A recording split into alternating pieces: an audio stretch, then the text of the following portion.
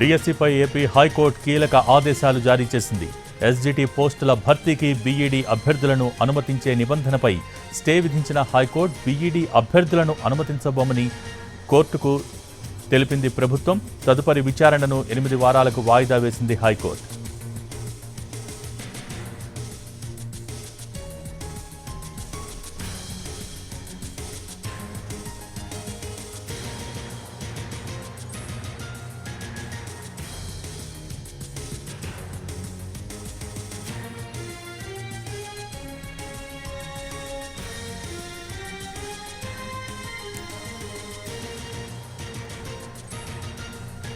డిఎస్సిపై AP high court కీలక ఆదేశాలు జారీ చేసింది.